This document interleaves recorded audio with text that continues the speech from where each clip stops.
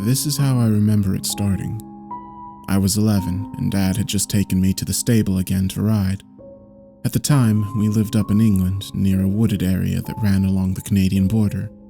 The stable was even farther north, still in America, but desolate enough that the road to get there was long, winding, unlit. A motorcyclist's dream, I'm sure. Never did see one, though. Only horses and the odd car, making the journey up or up further still. The stable itself was old, but the people were Dad's friends, and they let me ride their horse, Sugar, for free every day. Said it was good for her. I loved Sugar. She was a sweet 17-hand-high mare, and she was old, making her slow to startle, meaning I was safe, or at least safer than I would have been with any other horse there. Dad would often leave me alone, letting me explore the area from her back. He wouldn't go far though, and would sit chatting with the owners at a picnic table at the barn. I'd always stay there by the tree line, saying it was so Dad could see me, when really it was so I could see him. But that day I was feeling more adventurous and hoped he wouldn't mind if Sugar and I wandered off for a while. Sugar's ears pricked forward. This was new to her. I think in a way she knew I was young, that she had to protect me, and it seemed like she was trying to resist my desire to explore. But weaving through the trees, unable to see the stable, was exhilarating, and I urged her forward, towards the stream I could hear trickling nearby. Above us, the birds sang and the wind whistled. It continued that way for a good few minutes, until I was deep in the thick of the trees. And then, suddenly, like someone had muted all the background noise, nothing. I heard nothing. No birds, no stream, no wind. Sugar snorted and stopped, looking around. I felt it too, the fear, and though I didn't understand it at the time, I felt like I was being watched. It felt threatening, and I was scared. I pulled on the reins, trying to turn Sugar back towards the stable, but she wouldn't budge and snorted again, stamping down, nervous. I looked between her erect ears at the place she was staring at.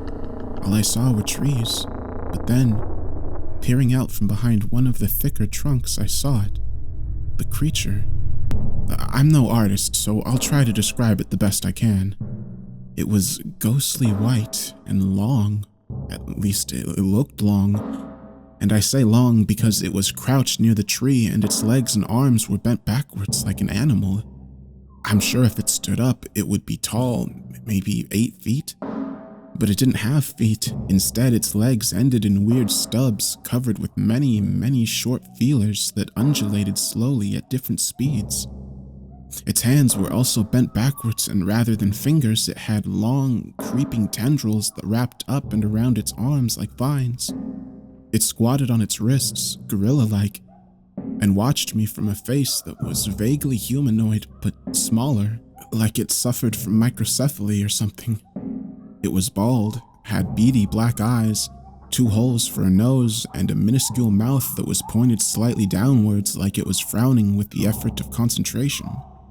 It made no move, just sat there, still as a statue, watching us.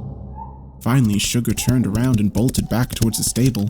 Behind me, I heard a weird clicking noise, but nothing else. No sounds of chase. Every day after that, I would see it peeking out from me from behind the trees, like it was observing what I was doing. I wondered if anyone else saw it. The horses certainly did, and made sure to stay away from areas it had been. I never told anyone, though, not even Dad. I was afraid even he would look at me with worry and start talking to me in a hushed voice like I was going crazy or something. So we kept going to the stable, until 2 years later, he asked me if I wanted to start working there during the summer. Of course, I agreed, and soon he was dropping me off from dawn till dusk, and I would spend my day hauling hay, cleaning stalls, riding Sugar, checking up on the fences and such. I figured the creature had never harmed me, only observed, so I wasn't going to let it stop me or scare me away. Every few days, I would ride Sugar through the woods to a well-fenced pasture. Dad told me not to, but I did anyway. He didn't need to know. It was about 20 minutes from the stable, along a thin, dark path. It was nice enough during the daytime, but at night, it was only lit by the moon and stars, and when the moon was new, it was dead black and dangerous. I tried to only go during the day when I could see, but sometimes I didn't make it in time, and we ended up winding our way through the trees at sunset, and I'd have to explain to my dad why I was out there. This particular time, I had been reading in the pasture for a while, and the sun was starting to fall behind the trees, casting long, eerie shadows. Beside me, unsaddled, Sugar grazed on the tall grasses and flowers that grew there. I was just getting ready to head back when I saw it, leering out at me from under the shadows. The creature. It was close this time, closer than it had ever come before, and as I watched, it stood up slowly made its way over to the fence surrounding us. Sugar stopped, perking up, looking at it from one of her long-lashed eyes, and whined as the thing continued walking towards us, making for the metal gate I'd lazily closed by hanging the chain loosely over it. I quickly mounted Sugar bareback before she bolted, and watched as the creature reached forward, took a hold of the chain with one of the tendrils attached to its arms, and began pulling it in jerky motions until it fell out, clanking loudly against the metal poles of the gate. The creature took a few shaky steps forward before falling on all fours and charging at us with a jerky, unpredictable motion. I felt my throat seize up, unable to yell out. Sugar whinnied and reared slightly before leaping forward and over the fence. She charged through the trees expertly, dodging them and hopping their roots. Every so often I ducked under a low branch. I could hear it crashing behind us, trying to keep up. I glanced back and saw it right behind us, reaching forward. Its face was expressionless, but I could tell that it was looking right at me. One of the tendrils on its arms touched Sugar's flank and she screamed. Bolting forward even faster, the creature suddenly stopped, falling back behind the trees. We crashed into the clearing the stable was in, and I immediately saw the headlights from Dad's car parked next to the house. Sugar galloped towards them and slid to a stop, scaring the crap out of Dad and the man who owned the place. I told them there was something in the woods, something chasing us, and their faces fell. They each grabbed a shotgun and checked the perimeter while the owner's wife and I looked after Sugar, trying to calm her. There was blackish blood running down her side from the place where the creature had touched her. I knew what had hurt her, what had happened, but told Dad and everyone else it was from a branch or something. I'm not sure they believed me though. The wound was strange. Leaf-shaped with dozens and dozens of tiny circular puncture marks, similar to those lamprey might make. We treated the wound and put Sugar in a clean, safe stable, locking the doors behind us. She looked okay. We thought she was okay. She died not long after. They said she died peacefully in her sleep, but sometimes I wonder. Dad never let me ride at the stable again, but it didn't matter. It didn't stop, and I still saw the creature almost every week after that. It always seemed to creep up from the edge of the forest in weird, jerky movements, like it was hiding, like it didn't want me to see it. Each night I saw it, it had crept a little closer from the trees, closer to my window. It always looked as if it was staring directly at me, always. It went from being a major threat to a minor annoyance, and I started ignoring it, pretending it didn't exist. 5 years later, I moved all the way across the country to the Pacific Northwest for school. It was a nice place, sure, but expensive, and I missed the horses. The city was big, though not big enough for me to hide from the trees. But for the first few months I was there, I saw nothing. And so, slowly, meekly, another thought crept out. It was stupid, but it stayed, lingering in my mind, unspoken. Maybe that thing wouldn't be able to follow me out here. Maybe I had finally escaped its torment. It started when I moved out of the dorms and into my own apartment. It started at night. I was alone. I began to hear this soft clicking noise. It almost sounded like someone tapping the glass on my windows or a coffee table with their nails. I usually ignored it, thinking it was just some weird quirk of the place finally making an appearance now that the weather had changed and the furnace was on. And then, one night in the middle of summer, I heard it. Louder, insistent. Someone tapping on the door that led to my balcony. I stood up, annoyed before growing afraid. What if it was some creep or worse? I made my way over, not even realizing I was tiptoeing, opened the curtain, and there it was, right there, gazing back at me with its beady black eyes. I covered my mouth, trying to squeeze back a scream, but it didn't work, and the sound of it echoed long and loud around my room. The creature turned its head. It had never heard me scream before, and the tiny slit that was its mouth quivered for a moment as if it were about to smile. I took a few steps back, searching for something to throw at the glass to scare it away when I heard it. A knock, loud, demanding at my front door. Hey, you okay in there? It was probably one of my neighbors, drawn over by my scream. The creature looked over to my door and then back at me. Another knock sounded out, and the creature turned and leapt off the side of my balcony. I ran over, unlocked the balcony door, and glanced out. The creature was ridiculously tall, but as it walked away, I saw that its legs were slowly descending like rubber, like it had no bones, and I realized that it had somehow extended its limbs. That's how it reached the balcony, and maybe that was how it had been following me everywhere. Distance wasn't a problem when every step covered miles. Another knock sounded out, jarring me from my speculations, and I walked over to the front door and yelled through it, telling my neighbor that I was just watching a scary movie, that there was nothing wrong, and that I was sorry I woke him. No problem. If you need anything, don't hesitate. That month, not even a week after the incident, I flew back home. Dad was dying. I took the last flight out that day, hoping to get there before he was gone for good. I didn't. Arrived at the hospital right as he was taking his last breath. I sat, distraught in the lobby, too afraid to look at him, in shock, until an old lady and man offered to take me somewhere. I looked up and recognized them, the owners of the stable. Not knowing what else to do, I nodded and we left. We ended up in one of those late-night breakfast places, and I ordered some pancakes and black coffee, but ended up only drinking the coffee.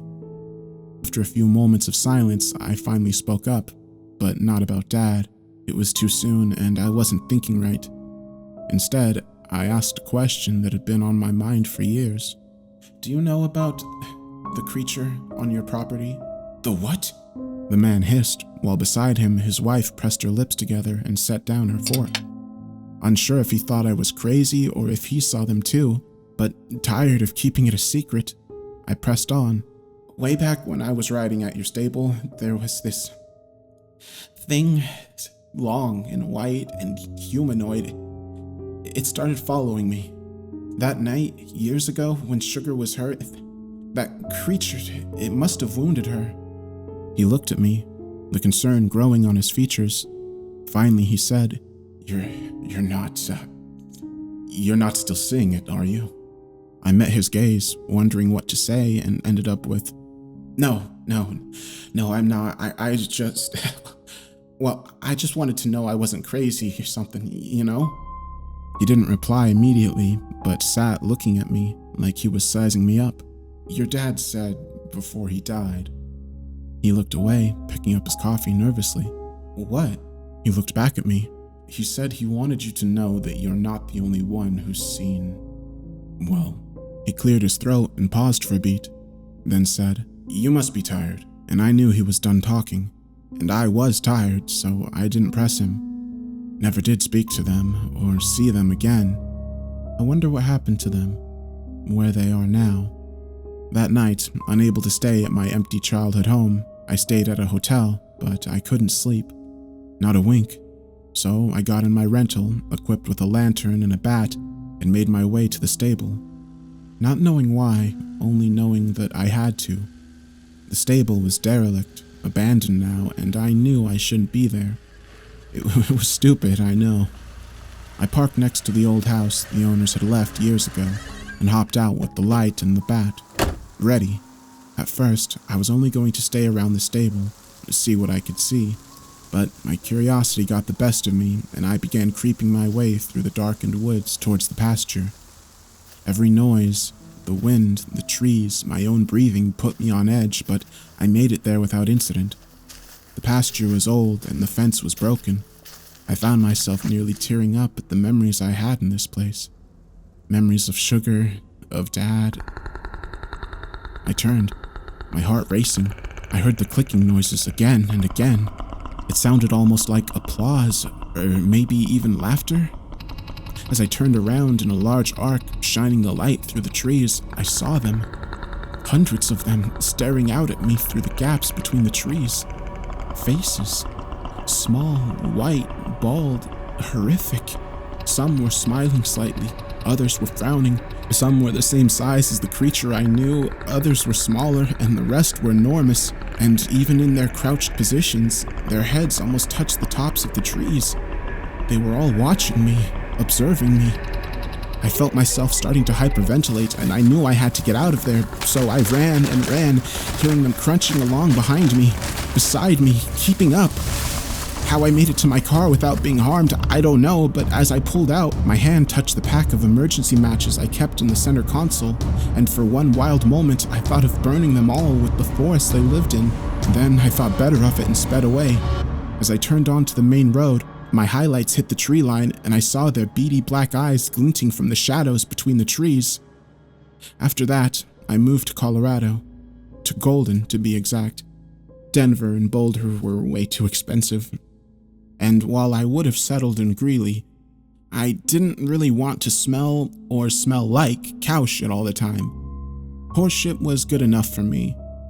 Golden wasn't necessarily cheap, but it was worth it. I had just bought my own horses and wanted a place near the outer edges of the city, where the houses run few and far between, where there's space enough to ride. I hadn't seen the creature for a whole year, so I thought I had finally escaped it. Maybe it needed to be by large bodies of water to survive, or maybe it had given up. Or maybe, hopefully, it had died, got run over twice, or gotten shot with a shotgun, or burnt by fire. Yeah. A few weeks ago, it started again, that weird clicking noise. I sighed, knowing what would come soon after. On nights where the moon was full, I would see the shadow of it through the blinds, just standing there, tapping on my window. It went on like this for days, and I was quickly losing sleep and my sanity. Yesterday, after yet another sleepless night, I decided to make the drive up to Boulder. Just needed to get away. I went to a local pub, met some cool, helpful Boulderites, walked around on Pearl Street for a bit, and as the sun started to fall, I said my goodbyes to the place and the people and made my way back to Golden. The drive from Boulder to Golden is decently long, but it's beautiful, with the Flatirons framing one side and the plain spread open on the other. For the first time in a long time, I was at peace. Maybe, just maybe, this would all end soon, and I'd be free to live my life as I saw fit rather than in hiding or fear. All these years, and I still didn't know what the creature wanted, why it was following me, how it could follow me. And as the sun slipped behind all those rows of Rockies, I sighed, thinking about finally losing it for good. Then I noticed something. Something shadowed and long and fast sprinting next to my car. I took a deep breath and looked over, and there it was, running alongside my car like it was nothing. I was going almost 70 at this point, but it was somehow able to keep stride. It tapped on the window with all of its vine-like tendrils like it was taunting me, then opened its mouth, revealing a gaping hole with a triple-split tongue. It didn't have any teeth, and out of its mouth poured some weird black goo. It smeared across the driver's side window, looking almost red in the moonlight, and then in a wretched, foul voice it spoke. It spoke like it was mocking me, my brief happiness. I had never, ever heard it speak before, and even through the closed window, even at that speed, I heard it loud and clear. It was horrific. Found you, found you, found you. It suddenly jerked to a halt, and I sped away, watching it grow smaller and smaller in the rearview mirror, until it blended back into the shadows.